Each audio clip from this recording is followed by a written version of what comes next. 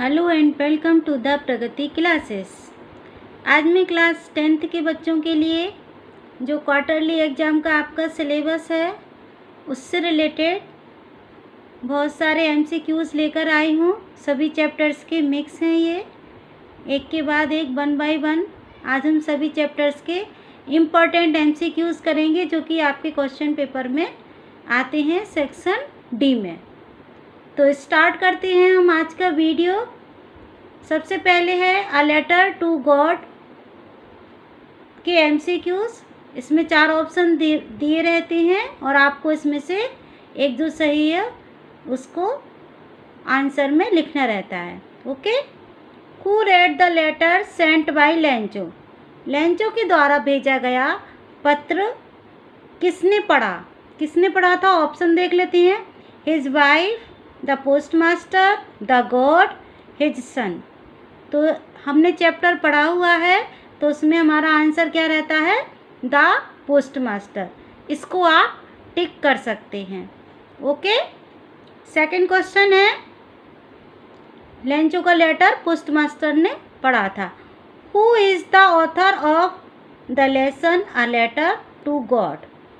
G.L. Fuentes, Anne Frank, Gavin Maxwell and Elinor Estes. ठीक है, तो इसके राइटर कौन है? G.L. Fuentes। नेक्स्ट देखें क्वेश्चन, व्हाट डिड लेंचो? आपको सभी लेसन के, सभी चैप्टर्स के राइटर्स के नेम और सारी पोएम्स के पोएट के नेम याद कर लेना है। इनसे रिलेटेड क्वेश्चंस आपके एग्जाम में आते ही हैं। ओके, एक्सट्रैक्ट में भी पूछे जाते हैं ये। What did Lencho think of the post office employees? Post office के एम्प्लॉयज़ के बारे में लेंचो क्या सोच रखता है? क्या सोचता है कि वो कैसे हैं? रूड हैं, प्राउड हैं, बंच ऑफ क्रूक्स हैं या अनहेल्पफुल हैं? तो उनको वो लास्ट में कहता है कि they are bunch of crooks. ठीक है, ये हमारे लेसन में आया है तो इसका सही आंसर है बंच ऑफ क्रूक्स। ये आपको याद रखना है। आप इस वीडियो को बार बार सुनकर केवल आप ये ध्यान रखें कि इसमें कौन सा ऑप्शन सही है, तो आपके सारे क्वेश्चन सही हो जाएंगे। How much money was arranged by the postmaster? Postmaster ने कितने पैसे अरेंज कर लिए थे, कितनी मनी अरेंज कर ली थी? और लेंचो ने डिमांड एक्चुअली में 100 पैसोस की थी एंड उन्होंने अरेंज कितने कर पाए थे? ऑप्शन देख लेते हैं। 100 पैसोस, 10 पैसोस, 700 पैसोस और 70 पैसोस। तो जो पोस्टमास्टर ने जितने कलेक्ट करे थे वो थे 70 पैसोस। तो इसका सही आंसर रहेगा 70 पैसोस। नेक्स्ट क्वेश्चन है, how much money did Lencho want? Lencho ने कितनी मनी की डिमांड रखी थी गॉड से? 100 पैसोस, 50 पैसोस, 10 पैसोस, 70 पैसोस। तो लेंचो ने अपने लेटर में लिखा था गॉड को कि उसको 100 पैसोस चाहिए, तो उसका सही आंसर है 100 pesos. The field look as if it were covered in locust, salt, sugar, greenery. तो हमारे चैप्टर में आया है कि if it were covered in salt. ऐसा लग रहा था हेल स्टोन्स गिरने से कि उनका जो फील्ड है, जो खेत है, वो साल्ट से भर गया हो या नमक से भर गया हो। नेक्स्ट क्वेश्चन है, Lencho had grown dash in his fields. क्या उगाता है वो? Barley, corn, rice, wheat. तो लेंचो ने क्या उगाया हुआ था? कॉर्न उगाया हुआ था। नेक्स्ट क्वेश्चन है, where was Lencho's house situated? Lencho का घर कहाँ पर रहता है? In a city, in the forest, bottom of the hill, top of a hill. इसका सही आंसर है टॉप ऑफ अ हिल। ठीक है। नेक्स्ट क्वेश्चन है, Lencho compared the large raindrops with? Lencho ने जो बड़ी बड़ी पानी की बूंदें थी उनको किससे कंपेयर किया था? न्यू कॉइन से, पर्ल से, डायमंड से, स्टोन से। उन्होंने कहा था कि ये रेन ड्रॉप्स नहीं है, ये न्यू कॉइन्स हैं, नए सिक्कों से कंपेयर किया था, क्योंकि उस बारिश से उनकी फसल बहुत अच्छी होने वाली थी। व्हाट डिस्ट्रॉयड लेंचोस फील्ड, लेकिन क्या ऐसा हुआ जिसने लेंचो के फील्ड को डिस्ट्रॉय कर दिया, बर्बाद कर दिया? Locust, hailstones, leaves, salt. तो इसका सही आंसर है hail stones. Hail stones means ओले।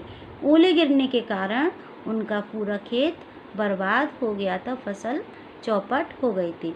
नेक्स्ट क्वेश्चन है Lencho had faith in, Lencho को विश्वास है किसमें? किसमें विश्वास था? Other farmers, the post master, the God, his family. Lencho को विश्वास किसमें था? गॉड में था, तो तभी वो गॉड के लिए लेटर लिखता है। नेक्स्ट देखते हैं, ये क्वेश्चन नंबर 11 पढ़ा हमने अभी। Question number 12, why did Lencho need money, Lencho को पैसों की ज़रूरत क्यों पड़ी? To save his family, to buy a tractor, to go to city, to herd cattle. Lencho को अपनी फैमिली को सेव करने के लिए मनी की आवश्यकता थी, इसलिए उसने गॉड को लेटर लिखा। नेक्स्ट जो हमारे जो MCQs हैं वो हैं पोएम से डस्ट ऑफ स्नो। तो क्वेश्चन नंबर 13 है who is the poet of the poem dust of snow. सभी, मैंने आपसे पहले भी कहा है कि सभी पोएम के पोएट्स के नेम भी आपको याद कर लेना है। तो डस्ट ऑफ स्नो किसने लिखी थी? रॉबर्ट फ्रॉस्ट ने। यही इसका फर्स्ट ही सही आंसर है। इसके और ऑप्शन देख लेते हैं, ऑगडेन, नास, वाल्ट विटमैन, WB ईट्स। तो इसका सही आंसर है रॉबर्ट फ्रॉस्ट। नेक्स्ट क्वेश्चन है what did the crow shake on the poet, crow ने पोएट पर क्या शेक किया, क्या डाला, क्या हिला के, क्या उनके ऊपर पोर किया? तो dust of soil, dust of snow, dust of tree, dust of S. उन्होंने क्या किया? Dust of snow. क्रो के बैठने से पोएट के ऊपर क्या हो गया था? डस्ट ऑफ स्नो फॉल हुई थी, तो जिससे उसका मूड चेंज हो गया था। याद आया? पोएम में ये सब है। नेक्स्ट क्वेश्चन है 15, the dust of snow affected the poet by making him superior, making him energetic, changing his mood, none of this. अभी अभी मैंने बताया क्या हो गया था? डस्ट ऑफ स्नो पोएट के ऊपर गिरने से उसका मूड क्या हो जाता है? चेंज हो जाता है। तो सही आंसर है चेंजिंग हिज मूड। ठीक है, from sad to happy. Where was the crow sitting, crow कहाँ पर बैठा हुआ था? On a banyan tree, on a neem tree, on a pine tree, on a hemlock tree. तो इस पोएम में जो क्रो है वो कहाँ पर बैठा हुआ था? On a hemlock tree. Okay, next है, नेक्स्ट क्वेश्चन है हमारी पोएम फायर एंड आइस से। तो क्वेश्चन नंबर 17 है who has written the poem fire and ice. Fire and ice poem किसके द्वारा लिखी गई है? ये रॉबर्ट फ्रॉस्ट। ठीक है, तो इसका सही आंसर रॉबर्ट फ्रॉस्ट ही, और हमारा पहला ऑप्शन भी रॉबर्ट फ्रॉस्ट ही है। तो हमें पता है, तो हम इसी को टिक कर देंगे। नेक्स्ट क्वेश्चन है what does ice symbolise in the poem fire and ice. Fire and ice में आइस किसको सिम्बोलाइज करती है? इस कविता में आइस किसको सिम्बोलाइज करती है? डिज़ायर को, हेट्रेड को, लव को, पेन को। तो आइस सिम्बोलाइज करती है हेट्रेड को। इसका सही आंसर है hatred, cold nature. Okay, what was fire symbolise in the poem fire and ice. Fire किसको सिम्बोलाइज करती है? फायर एक्चुअली में डिज़ायर को सिम्बोलाइज करती है। इस पोएम में फायर, आपको ऐसे यदि भूल जाते हैं कि आइस किसको करती है और हेट्रेड को करती है, या फायर करती है हेट्रेड को, या आइस डिज़ायर को करती है, फायर करती है डिज़ायर को, तो आपको एक ही चीज़ याद रखना कि फायर की राइमिंग किससे हो रही है? Fire desire. ठीक है, तो फायर डिज़ायर, फायर किसको सिम्बोलाइज करेगा? डिज़ायर को, एंड आइस किसको करेगी? हेट्रेड को। ओके, बच्चे इसमें कंफ्यूज हो जाते हैं कि फायर करती है हेट्रेड को या फिर आइस करती है हेट्रेड को, और डिज़ायर किसको करती है। तो हमें किससे ध्यान रखना है? फायर से राइम कर रहा है वर्ड हमारा डिज़ायर, तो फायर किसको सिम्बोलाइज करेगी? डिज़ायर को, एंड आइस किसको करती है? हेट्रेड को। ओके, ऐसे याद करेंगे तो आपको जल्दी याद हो जाएगा। According to Robert Frost what will end one day, Robert Frost के अनुसार एक दिन क्या ख़त्म हो जाएगा? World, water, air, plant. तो हमारे जो पोएट हैं रॉबर्ट फ्रॉस्ट वो कहते हैं कि वर्ल्ड विल एंड, ओके, क्या ख़त्म हो जाएगा? पूरी दुनिया ख़त्म हो जाएगी एक दिन। नेक्स्ट हमारा चैप्टर है Nelson Mandela long walk to freedom. इसके क्वेश्चन आंसर देख लेते हैं। इसका MCQ नंबर 23 है हमारा। According to Nelson Mandela what is courage? Nelson Mandela के अनुसार करेज क्या है? ये क्वेश्चन आंसर्स में भी हमने याद किया है। What is courage? Triumph over love, Triumph over fear, Triumph over poverty, Triumph over selfishness. किस पर विजय प्राप्त करना है? तो हमने पोयम इसमें लेसन में पढ़ा है ट्रायम्फ ओवर फियर। फियर के ऊपर हमें जीत प्राप्त करना है। नेल्सन मंडेला के अनुसार क्या है? करेज है। According to Nelson Mandela what is country's greatest wealth? Nelson Mandela के अनुसार कंट्री की सबसे बड़ी वेल्थ क्या है या देश का सबसे बड़ा धन क्या है? It's mineral, it's people, it's traditions, it's forest. इस चैप्टर में कहा गया है कि एक कंट्री का सबसे बड़ा वेल्थ उसके पीपल होते हैं, यानी कि वहाँ के लोग होते हैं। अब हम देखेंगे क्वेश्चन नंबर 25। ये है question number 25। What change brought international leaders to South Africa? International leaders South Africa में किस लिए आए थे? किस इसको सेलिब्रेट करने के लिए आए थे? किस सिस्टम को वहाँ पर जीत प्राप्त हुई थी? तो ये था humanity, end of apartheid, peace, trade. Trade के लिए तो डेफिनेटली नहीं आए थे वो जो सारे लीडर्स हैं साउथ अफ्रीका, दूसरी कंट्रीज़ के इंटरनेशनल लीडर्स। तो वो किस लिए आए थे? एंड ऑफ एपार्थाइड, ये सिस्टम है जो रेशियो बेस्ड डिस्क्रिमिनेशन होता है, लोगों में भेदभाव होता है प्रजाति के आधार पर, तो उसका एंड करने के लिए इसमें साउथ अफ्रीका में उसका एंड हुआ। तो उसको सेलिब्रेट करने के लिए सारे इंटरनेशनल लीडर्स वहाँ पर एकत्रित हुए थे। What does depth of operation create? Operation की डेप्थ क्या क्रिएट करती है? Poverty, richness, Heights of character और फ्रीडम। क्या करती है?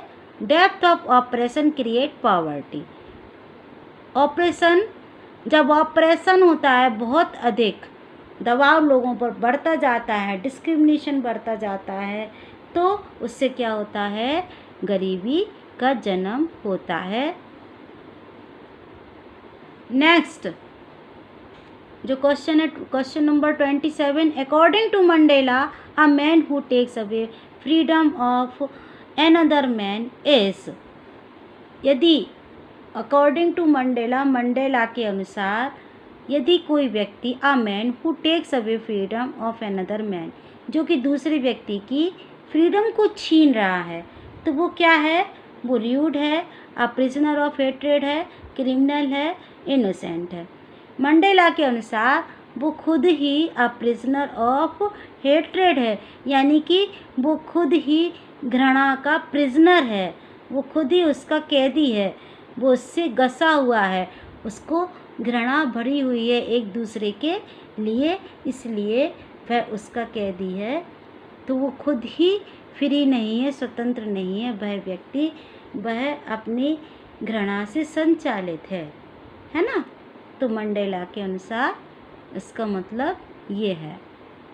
According to Mandela what comes naturally, ये है इसका सही answer. According to Mandela what comes naturally to heart? Naturally to heart क्या आता है? हेट्रेड है, लव है, डिस्क्रिमिनेशन है, यूनिटी है।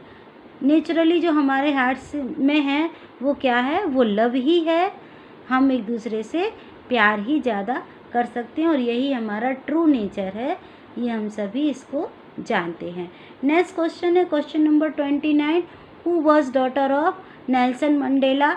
नेल्सन मंडेला की डॉटर कौन थी, उनकी पुत्री कौन थी? तो उनकी बेटी थी जैनानी, इसका सही आंसर है। इसके ऑप्शन और है नैन्सी, मारिया, जैनानी, लूसी। तो जैनानी उनकी बेटी का नेम था। अब नेक्स्ट हमारी पोयम है, इसके बाद आती है अ tiger in the zoo. A tiger in the zoo, who has written the poem a tiger in the zoo? Leslie Norris, Robert Frost, W.B. Yeats, John Keats. तो हमें बिल्कुल याद रखना है, ये बिल्कुल कंफ्यूज मत होना। यहाँ पर अ टाइगर इन द जू लिखी है लेस्ली नॉरिस ने, ओके। एंड रॉबर्ट फ्रॉस्ट ने हमारी जो 2 पोयम है, dust of snow and fire and ice, वो वाली लिखी है रॉबर्ट फ्रॉस्ट ने, ठीक है। तो इसका सही आंसर है Leslie Norris. The tiger looks at, tiger कहाँ देखता है, किसकी ओर देखता है? Cars, stars, house, none. रात में टाइगर क्या देखता है? स्टार्स को देखता है। तो इसका सही आंसर है B, stars. Who passes near the water hole, water hole के पास से कौन गुजरता है? Elephant, buffalo, deer, none. तो इसका सही आंसर है डियर, जो कि हमने पोयम में पढ़ा हुआ है। जो वाटर होल है उसके पास कौन गुजरेगा? डियर गुजरेगा, जिसका वो कौन करेगा? लॉयन क्या करेगा? टाइगर क्या करेगा? उसका शिकार करेगा, okay. Caged tiger dash the visitors, terrorise, kills, welcomes, ignores. तो जो हमारी पोयम है उसमें कहा गया है जो केज्ड टाइगर है वो विजिटर्स को इग्नोर करते हैं, है ना, उनको इग्नोर करते हैं, ना तो उन पर दहाड़ते हैं, ना ही उनको टेरराइज करते हैं या किसी तरह से डराते धमकाते नहीं हैं। वो इतना शक्तिशाली होते हुए भी जो विजिटर्स हैं, जो उनको देखने के लिए आते हैं, उनको वो इग्नोर करते हैं। नेक्स्ट हमारा जो चैप्टर है वो है his first flight. 2 stories about flying से है ये। तो ये हमारा क्वेश्चन नंबर 34 है। Who has written the story his first flight? ये सबसे पहला आंसर तो यही आता है राइटर और पोएट का, ओके। तो ये आपको डेफिनेटली याद कर ही लेना है। इसका सही आंसर है लियामो फ्लैटी। ये हमने पहले भी आपको बताया है और पढ़ा है इसको। लियामो फ्लैटी इसके राइटर हैं। एनी फ्रैंक नहीं है, फ्रेडरिक फोर्सिथ नहीं है, नेल्सन मंडेला नहीं है, ओके। नेक्स्ट क्वेश्चन है what was the seagull afraid of? Seagull को किस चीज़ से डर लगता है? रनिंग माने दौड़ने से, फ्लाइंग यानी कि उड़ने से, स्विमिंग मीन्स तैरने से, नन ऑफ दिस। इसका सही आंसर है फ्लाइंग, ओके। जो हमारा यंग सीगल रहता है, छोटा बेबी सीगल रहता है, उसको किस चीज़ से डर लगता है? उसको उड़ने से डर लगता है। अब नेक्स्ट क्वेश्चन हम देखेंगे, क्वेश्चन नंबर 36।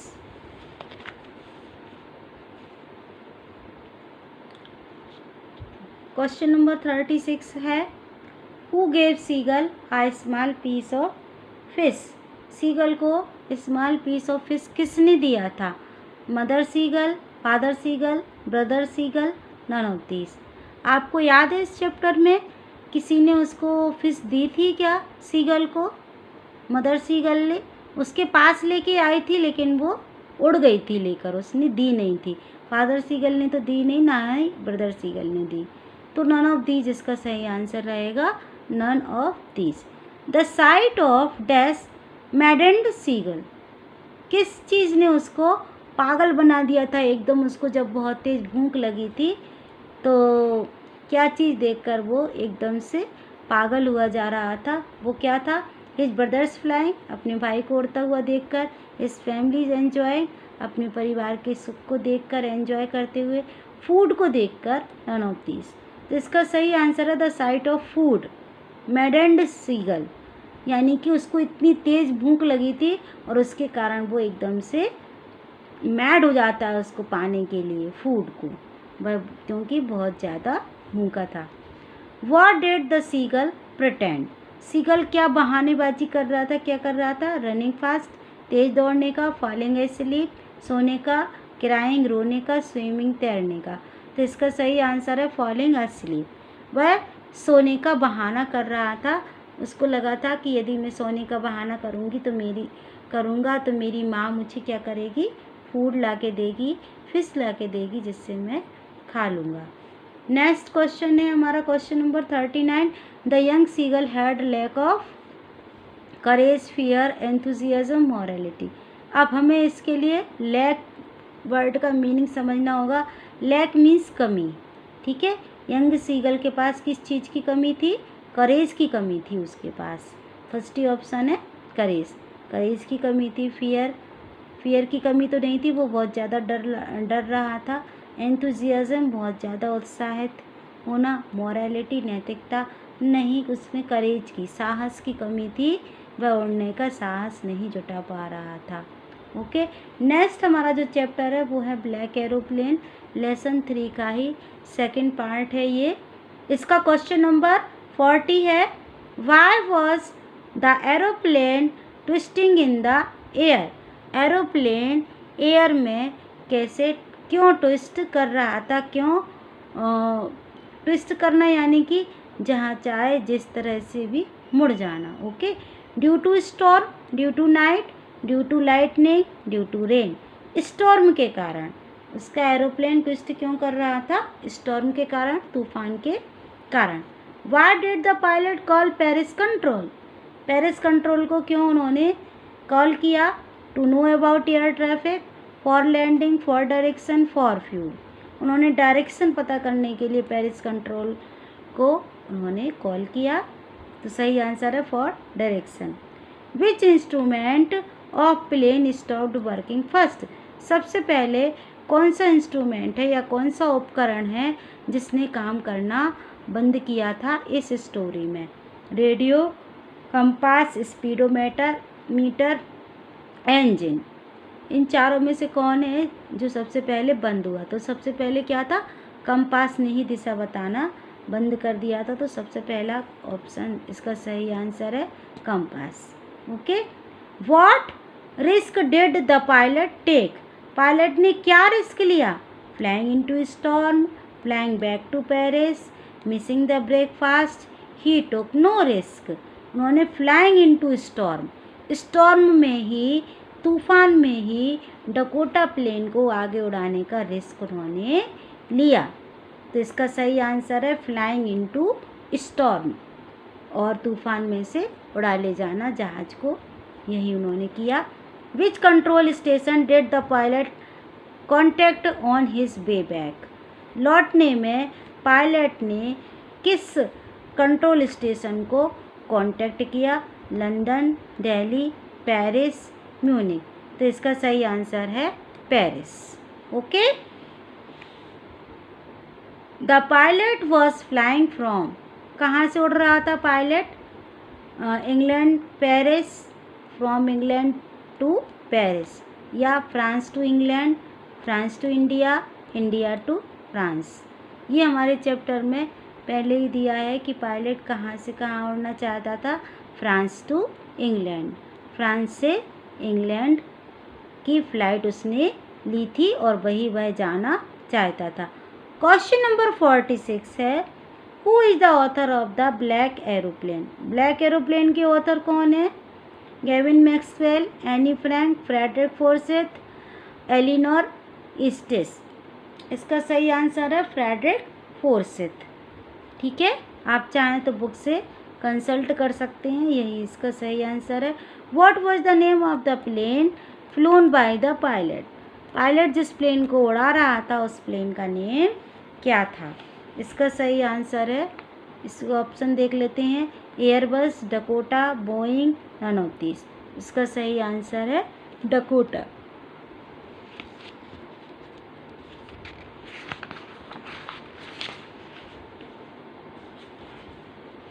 अब नेक्स्ट देखते हैं, क्वेश्चन नंबर 48 पर आ गए हैं हम। The women at the control tower, आप एंड तक बने रहें। मैं जो आपकी सेकंड बुक है उसके भी ऑब्जेक्टिव्स या उसके भी एमसीक्यूज इसमें इंक्लूड कर रही हूँ, तो एक ही वीडियो देखना पड़ेगा आपको, इसलिए एंड तक इसमें बने रहें। और ये सारे ऑल इम्पोर्टेंट क्वेश्चन आंसर हैं। और अभी तक यदि आपने मेरे चैनल को सब्सक्राइब नहीं किया है तो कर लीजिए, क्योंकि ऐसे ही यूज़फुल वीडियोस मैं आपके लिए लेकर आती रहूँगी। क्लास 10th के बच्चों के साथ मैं फाइनल एग्ज़ाम तक रहने वाली हूँ, तो आपके लिए इम्पोर्टेंट वीडियोस मैं ऐसे ही रेगुलर लाती रहूँगी। देखते हैं हमारा नेक्स्ट क्वेश्चन क्या है। The women at control tower confirmed that, जो कंट्रोल टावर में जो वुमेन रहती है उसने क्या कन्फर्म किया? There was no other plane, there was no difficulty, there was no signal, the radio was dead. जो हमारे जो ऑथर हैं, जो वो जाकर पूछते हैं कि वहाँ पर कोई प्लेन था क्या, कोई दूसरा प्लेन था, तो उसका जो पायलट है मुझे उसको थैंक यू बोलना है, ब्लैक एरोप्लेन के पायलट को। तो वुमेन ने क्या कंट्रोल टावर में जो वुमेन रहती है उन्होंने क्या कहा उनसे? There was no other plane, कि यहाँ पर कोई दूसरा प्लेन नहीं था रडार पर। ओके, नेक्स्ट जो है हमारी पोयम है how to tell wild animals. इसके क्वेश्चन आंसर देख लेते हैं। Question number 49, who has written how to tell wild animals. ये किसने लिखी है? कैरोलिन वेल्स ने, कार्ल सैंडबर्ग ने, W.B. यीट्स ने और वॉल्ट विटमैन ने। तो इसका जो सही आंसर है, इसका सही आंसर है Caroline Wells. Okay, which animal do you find while walking in a yard. किस एनिमल को आप यार्ड में वॉकिंग करते हुए देख सकते हैं according to our poem? Asian lion, bear, Bengal tiger, leopard.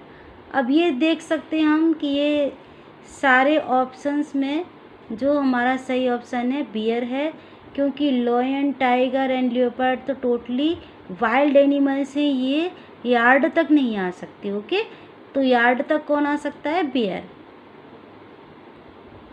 ऐसा हम मानते हैं। ये बहुत खूंखार जानवर हैं, तो ये बाहरी जंगल में ही रहते हैं मोस्टली। एंड भालू क्या है? मैन का ज़्यादा फेमिलियर है तो हमारे यार्ड तक, इसीलिए उसको वॉकिंग इन द यार्ड इस पोयम में उन्होंने कहा है। नेक्स्ट क्वेश्चन है 51, question number 51, who cries while catching its pray. कौन रोता है कैचिंग इट्स प्रे, अपने शिकार को पकड़ते हुए? हाइना, जेब्रा, टाइगर, क्रोकोडाइल। ये इसका सही आंसर है क्रोकोडाइल। क्रोकोडाइल ये क्या करता है? अपने प्रे को, अपने शिकार को पकड़ते समय रोता है। तभी हम कहते हैं कि जो क्रोकोडाइल के मगरमच्छ के आंसू, इसीलिए ये हमारी जो कहावत बनी है वो सही है। वो क्या है? मगरमच्छ के आंसू, यानी कि दिखावटी आंसू हैं वो, क्योंकि वो किस लिए रो रहा है? उस एनिमल के लिए जिसको वो पकड़ के खा जाता है, उसको पकड़ते समय वो रोता है। और रोना कैसा उसका? वो अंदर से नहीं रोता एक्चुअली, वो क्या है, वो तो उसको शिकार करना रहता है। तो यदि वो रोता है तो वो क्या कर रहा है? दिखावा कर रहा है, इसलिए हम कहते हैं कि मगरमच्छ के आंसू। तो क्रोकोडाइल इसका सही आंसर। नेक्स्ट हमारा जो क्वेश्चन है, which is the noble wild beast. Noble wild beast कौन है? Tiger, lion, leopard, bear. इसमें टाइम वेस्ट नहीं करते हम, थोड़ा सा जल्दी स्पीड में करेंगे आप। अब आप ध्यान से सुनेंगे इसको। इसका सही आंसर है टाइगर, क्योंकि जो हमारा वीडियो है बहुत बड़ा हो रहा है, लंबा हो रहा है। नेक्स्ट है 53, विच एनिमल हग्स यू। कौन सा एनिमल आपको गले से लगाता है? Wolf, bear, jackal, horse. का सही आंसर है bear. Who smiles while catching its prey. Smile कौन करता है? Crocodile, lion, hyena, leopard. तो स्माइल कौन करता है अपने शिकार को पकड़ते हुए? हाइना। इसका सही आंसर है हाइना। नेक्स्ट है हमारी पोयम द बाल पोयम के क्वेश्चन आंसर्स, तो जल्दी जल्दी हम देख लेते हैं इसको। Question number 55, who has compose the बाल पोयम। द बाल पोयम को किसने कंपोज किया है? दैट मीन्स कि किसने इस पोयम को लिखा है, इसकी पोएट कौन है? John Berryman, Carolyn Wells, Leslie Norris, Robin Klein. इसका सही आंसर है जॉन बेरीमन। जॉन बेरीमन ने द बाल पोयम लिखी है। Where was the boy staring down. Boys कहाँ पर? स्टेयरिंग डाउन कहाँ पर खड़ा होता है? The sea, the harbour, the ocean, the lake. ये इसका सही आंसर है द हार्बर, यही हमारे पोएम में आया है। व्हाट डज द बाल कॉस्ट। बाल की कॉस्ट क्या है हमारी अकॉर्डिंग टू हमारी पोएम है 10 डाइन, 1 डाइन, 15 डाइन और 4 डी। तो इसकी सही आंसर है 1 डाइन। हमारी पोएम में दिया हुआ है 1 डाइन, तो आपको याद रखना है ये। Where does the ball go, ball कहाँ चली जाती है? In bushes, in water, on the roof, in the jungle. इसका सही आंसर है इन वाटर। नेक्स्ट देख लेते हैं 59।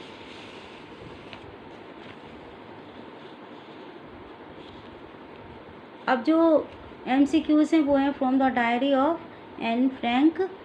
तो इसका फर्स्ट क्वेश्चन है Anne Frank was a 59 number का जो क्वेश्चन है हमारा, German girl, Jewish girl, both A and B, none of the above. इसका सही आंसर है जर्मन गर्ल, जो कि हमने चैप्टर में पढ़ा हुआ है। Anne Frank wrote her diary while playing with her family, while hiding with her family, while a trip, while working. While hiding with her family, अपनी फैमिली के साथ जब ये छुपे हुए थे तब की बात है ये, तब इन्होंने ये डायरी लिखी हुई थी उन 2 सालों में। विच of this is Annie's long awaited friend, इनमें से एनी की लॉन्ग अवेटेड फ्रेंड कौन है? कौन है एनी की फ्रेंड? हर डॉग, हर कैट, हर फादर, हर डायरी। तो उसने डायरी को क्या माना था? अपना फ्रेंड माना था। इसका सही ऑप्शन है diary. Which of this names did Anne give to her diary, Anne ने इनमें से क्या नाम दिया था अपनी डायरी को? सही आंसर है किटी, फर्स्ट ही दिया है जो सबसे पहले है। बिटी, किटन एंड मिटन ये और ऑप्शन है हमारे, तो इसका सही आंसर है किटी, पहले ही में मिल गया तो यही सही है। आपको याद रखना है ये कि डायरी का नाम क्या था? किटी। एनी ने अपनी डायरी को किटी नाम दिया था। Okay. Which of these assigned Anne as Anne an essay on the subject a chatter box, इसमें से किस एनी को ये असाइनमेंट एक ऐसे लिखना चैटर बॉक्स पर किस कारण से किसने दिया था? Mr Keesing, Mrs Margaret Frank, Mr Otto Frank, Mrs Kuipers. किसने दिया था? मिस्टर कीजिंग ने, जो कि उसके टीचर थे। नेक्स्ट क्वेश्चन है question number 64। Anne decided to write a diary because, Anne ने डायरी लिखने का निश्चय किया because she had no close friend, she was a good writer, she loved to express her thoughts, she wanted to be different. इसका सही answer है she had no close friends, उसके कोई क्लोज फ्रेंड नहीं था, उसका कोई निकट का मित्र नहीं था जिससे वो सारी बातें कह सके, इसलिए उसने डायरी लिखना स्टार्ट किया था। Any died because of fever, typhus, heading. तो 2 ऑप्शन सेम रख दिए यहाँ पर लेकिन सही आंसर है इसका, ये बीमारी थी टाइफस की जिसके कारण एनी की डेथ हो जाती है। अ बुक, इसका सही ऑप्शन है B. A book in which you write down your thoughts and feeling is a log, memoir, diary, journal. एक बुक जिसमें आप अपने थॉट्स, विचारों को, अपनी भावनाओं को लिखते हैं वो क्या कहलाती है? डायरी कहलाती है। इसका सही आंसर है diary. Mister Keesing asked Annie to write an essay as homework, a project, a punishment, it was for the school magazine। ये क्या था? होमवर्क था, प्रोजेक्ट था या सजा थी या फिर स्कूल मैगजीन के लिए था? तो जो उन्होंने कैसे लिखने के लिए एनी को दिया था वो था एज अ पनिशमेंट के तौर पर उन्होंने एनी को ऐसे लिखने के लिए कहा था। नेक्स्ट हमारा क्वेश्चन है question number 68। Who was mister Keesing, mister Keesing कौन थे? हर टीचर, हर काउंसलर, हर प्रिंसिपल, हर रिलेटिव। मिस्टर कीजिंग उसके टीचर रहते हैं। ओके। नेक्स्ट क्वेश्चन है question number 69। The final entry in the diary of Anne Frank was 1 अगस्त 1994, 2 अगस्त 1944, 3 अगस्त 1944, 4 अगस्त 1944। तो इसका सही आंसर है 4 अगस्त 1944। आप एक बार बुक से और कंसल्ट कर सकते हैं इसे। Anne Frank has become one of the most renowned and discussed of holocaust victims, hospital victims, exam visitings, camp visiting. इसका सही आंसर है हॉलोकॉस्ट विक्टिम्स। अब नेक्स्ट हमारा जो ऑब्जेक्टिव है वो है हमारी पोएम अमांडा से तो क्वेश्चन नंबर 71 पर आ गए हैं हम। जल्दी ही वीडियो एंड होने वाला है। ये ऑल इम्पोर्टेंट MCQs आपके लिए मैं लेकर आई हूँ और ये आप ज़रूर सुने, बार बार सुने, जिससे कि आपको इसके ऑप्शन याद हो जाएं। Okay. The poem Amanda is composed by Robert Frost, John Berryman, Robin Klein. Amanda, इसका सही आंसर है रॉबिन क्लेन। यदि आपको इसको सुन लेते हैं तो आपके जो 4 नंबर के ऑब्जेक्टिव्स आते हैं वो बिल्कुल टोटली पक्का हैं, और जो आपके एक्सट्रैक्ट आते हैं उसमें से भी हो सकता है कि इसमें से आपको क्वेश्चन आ जाए। Which of this cause acne according to the speaker in the poem Amanda. Amanda poem में एक्ने किसके कारण होते हैं इस पोएम के अकॉर्डिंग, स्पीकर के अनुसार? Biting nails, eating chocolates, eating pizzas, cleaning. इसका सही आंसर है ईटिंग चॉकलेट्स। उनकी माँ कहती है कि आपको चॉकलेट्स ज़्यादा नहीं खाना है, डोंट ईट चॉकलेट्स अमांडा। क्यों, किसके कारण? क्योंकि उसको क्या हो जाती हैं, एक्ने हो जाते हैं, दैट मीन्स कि पिंपल्स हो जाते हैं फेस पर। ओके। नेक्स्ट क्वेश्चन है, according to Amanda freedom is sour, sweet, bitter, all of this. इसका सही आंसर है स्वीट। अमांडा को फ्रीडम कैसी लगती है? सबसे स्वीट, सबसे प्यारी, सबसे अच्छी लगती है। Which of this message does the poet want to convey through the poem Amanda. क्या मैसेज पोएट इस अमांडा पोएम से कन्वे करना चाहते हैं, या कि हमें क्या संदेश देना चाहते हैं? Children need instructions, children should be given freedom, children must be disciplined, none of the above. इसका सही आंसर है children should be given freedom, क्योंकि अमांडा क्या चाहती थी? फ्रीडम चाहती थी। इसलिए इस पोएम का मैसेज है कि बच्चों को हमें थोड़ी सी स्वतंत्रता भी देना चाहिए, जिससे कि प्राकृतिक रूप से उनका डेवलपमेंट हो सके। नेक्स्ट हमारा क्वेश्चन है क्वेश्चन नंबर 75। 75 क्वेश्चंस हमने पढ़ लिए हैं, इस पर आ गए हैं हम 75 पर। The poem Amanda is about, किसके बारे में है? Teacher psychology, parent psychology, child psychology, none of this. तो जो अमांडा पोएम है वो चाइल्ड साइकोलॉजी के बारे में है। इसका सही आंसर आएगा चाइल्ड साइकोलॉजी। नेक्स्ट क्वेश्चन है, Amanda wants to be an orphan. Orphan means होता है अनाथ। अनाथ होना ऐसा क्यों चाहती थी Amanda? To feel the condition of an orphan, to enjoy the freedom that an orphan has, to avoid going to school, to play with orphan children. वह क्यों चाहती थी? To enjoy the freedom that an orphan has. वो चाहती थी कि उस freedom की तरह रहे, जैसे कि अनाथ बच्चे रहते हैं ना, उनके पेरेंट्स होते नहीं हैं तो उनको कोई रोकने टोकने वाला नहीं होता है, तो वो फ्रीडम को एंजॉय करना चाहती थी जो कि अनाथ बच्चों को मिलती है उस तरह से। क्योंकि उनकी माँ हरदम उसको नैग करती रहती है कि अमांडा ये करो, वो ये ना करो, ये उसको बिल्कुल भी पसंद नहीं आता। नेक्स्ट हमारा क्वेश्चन है question number 77। What made Amanda sulk and moody. किस कारण से अमांडा सल्क एंड मूडी हो जाती है? When she had to complete her homework, when her mother gave her too many instructions, when she had to clean her shoes, when she ate chocolates. इसका सही answer है when her mother gave her too many instructions. जब उनकी माँ उनको बहुत सारे instructions देती हैं तब वो क्या हो जाती है? सल्क एंड मूडी हो जाती है, सुनती ही नहीं है उनकी बात को। Okay. What does Amanda imagine to be when she pictures herself in a tower. जब अमांडा खुद को, अपने आप को ये सोचती है कि वो एक टावर में है, तो वो क्या बताना चाहती है कि वह खुद क्या होगी? एक मरमेड होगी, ऑर्फन होगी, रपुंजल होगी या फेरी होगी। तो वो क्या कहती है? If I were a Rapunzel, यानी कि वो रपुंजल की तरह वो क्या चाहती है? टावर में रहना। तभी वो कहती है कि मैं अपने बालों को, जो अपने हेयर को है ना, वो लेट डाउन नहीं करूँगी जिससे कि कोई मेरे ऊपर टावर में आ सके, मैं बिल्कुल अकेली ही रहूँगी उसमें। ये है आपको पोएम में याद होगा, अमांडा पोएम में। ओके। तो मैंने आपको आज 78 MCQs करा दिए हैं, और वो भी एक ही वीडियो में। आप इस वीडियो को बार बार सुनकर ये सारे MCQs आप याद कर लीजिए। 1 से 2 बार सुनने में आपको सारे MCQs याद हो जाएंगे और इससे आपके क्वेश्चन का एक बहुत बड़ा क्वेश्चन पेपर का बहुत बड़ा पार्ट आपका कवर होने वाला है इन MCQs से। इन्हीं से जो आपके एक्सट्रैक्ट हैं उनमें से भी क्वेश्चन इन्हीं में से आते हैं। तो that's all from this video. इस वीडियो को आप अपने दोस्तों के साथ शेयर कर सकते हैं जिनको ये नहीं मिले हैं और उनके लिए भी ये यूजफुल रहेगा।